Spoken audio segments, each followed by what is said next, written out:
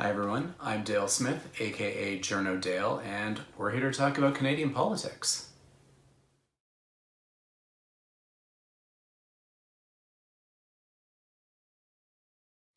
This past week, all anyone could talk about was vaccines. It is hopeful that we have got a way out of this pandemic, but it's not going to be as easy as it sounds. And there's a lot of complicated and confusing and deliberately confused things that have been said along the way. And I figured we could take a couple of minutes and just sort through some of that as a way of kind of just dealing with some of the anxiety we're all feeling around it. So first of all, one of the things that has kind of come to everyone's attention is the fact that we're not going to be first in line to get this, and we don't have the domestic manufacturing capacity in order to make these vaccines. And what does that mean for us? So part of that is not something that is particular to this government. This is a long-standing issue that has kind of been brewing for a couple of decades at least in terms of our domestic biomanufacturing capability. It's one of these things with which we've seen a lot through this pandemic is, we've let our capacity to manufacture things at home that are necessary kind of dwindle because it's not always the most economic way to do things. Global supply chains have been reasonably efficient over the last couple of decades, so on and so on. So we let some of this slide. And it's also one of these things where, the life sciences sector can be expensive, and we don't always have governments who want to sink public money into it. And that's, I think, one of the kind of themes that we've come across that's kind of come to a head.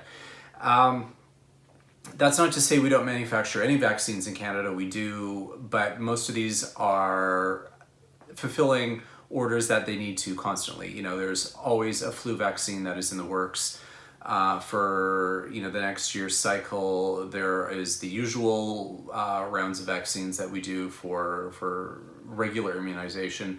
So those are still being produced. We don't have the excess capacity. The other thing that I don't think enough people have appreciated is that these first vaccines that are coming on the market for this pandemic are a new type of technology, this mRNA technology, which is novel, and we don't have any facilities in Canada that, even if they had the capacity, they don't have the technology to make these particular vaccines. And this is one of the things that I find a bit, I'm going to say, aggravating in some of the questions that have been raised, is people saying, well, why didn't we get the licenses to make the vaccines in Canada? Did we, and it's a little bit of putting the cart ahead of the horse. If we did get the licenses, we couldn't produce them anyway because we don't have the technology to produce them.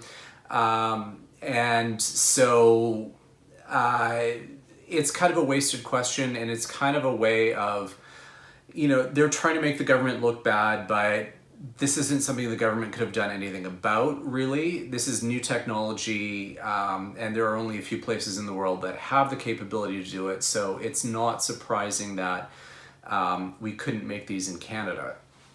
And I think we just need to keep that in mind as a lot of questions are being raised, and a lot of, I think, attempts to confuse the issue by trying to make this a thing with a capital T, that the federal government didn't get the licenses to produce them, therefore they've fallen down on the job. No, if they got the licenses, they still couldn't produce them. So I have a hard time faulting them for that. This notion about us being at the back of the line is also really kind of false. We are kind of in the pack with a number of our allies, and I think we also need to just rethink some of those assumptions. This notion that Canada needs to get vaccinated first because we're special, somehow I have a lot of trouble with, because we have a fairly decent healthcare system in this country, assuming, that we don't get completely overwhelmed by all of the spread of the virus. But it's not like we are facing, we're not a country that has a poor healthcare system, that has poor immunization in general. We don't have, we have pretty good health outcomes overall. So the urgency for Canada to get it first, I find a bit problematic, and kind of chauvinistic. And I think we should really kind of check our own assumptions when we're screaming about this. It's, yes, we're all impatient. Yes, we would love to go back to normal as soon as possible. We can stick it out for a few extra months, guys, because if you look at, for example, the US, where they have unchecked spread in pretty much the entire country at this point, that's a problem. And if vaccines will help them get that back under control sooner than later, that's not a bad thing. I think we need to take a broader perspective on this. And I don't think we're seeing enough of that, particularly from some of the opposition parties. This notion that, we should have been first in line somehow, again, when we can't produce it domestically, is odd and troubling. And it seems to me that this is more about trying to find fault than it is trying to be constructive, or even just trying to help Canadians get through the current situation. These vaccines have been produced in record amounts of time. Many vaccines take up to 10 years to develop. We've managed in like 9 months. So, we should kind of put this in perspective and be fairly grateful for that fact.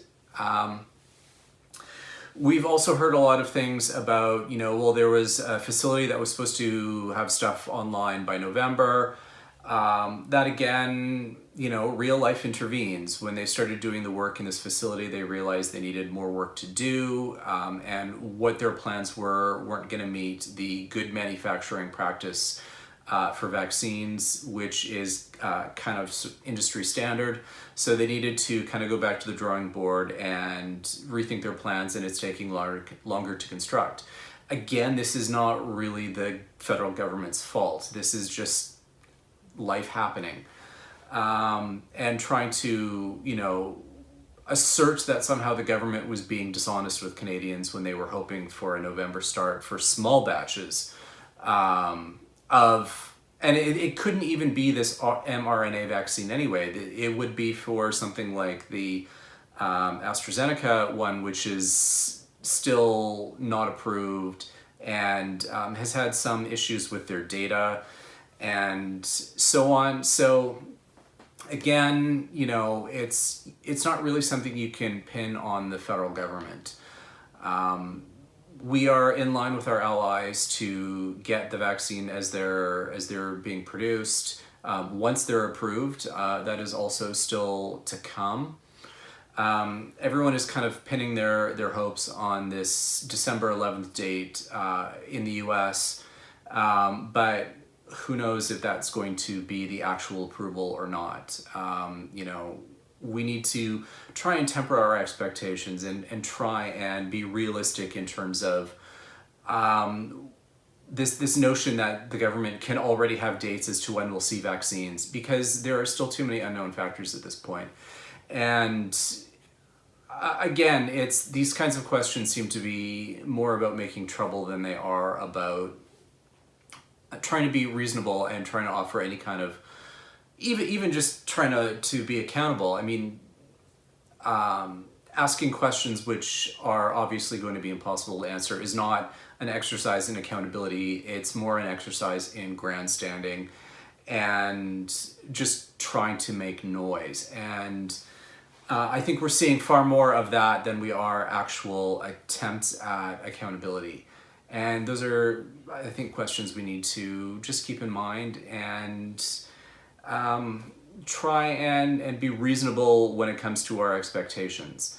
You know, to quote the Prime Minister, this sucks, but we need to stick it out for a few more months at least, and that's kind of life, unfortunately.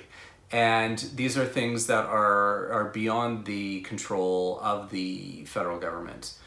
And one more thing I just add is that we're asking the federal government, or certain people are asking the federal government for what the vaccine rollout plans are going to be. And this is, again, another one of those areas where this is provincial responsibility. Provinces deal with delivery of healthcare. Provinces already have immunization programs that are ongoing regardless of just this particular circumstance. So again, demanding that the federal government be the one to deliver, to have these plans is just, it's barking up the wrong tree. And again, let's keep this in mind. Provinces have a lot of heavy lifting to do, and we should be focusing some questions of accountability on those premiers rather than just the federal government.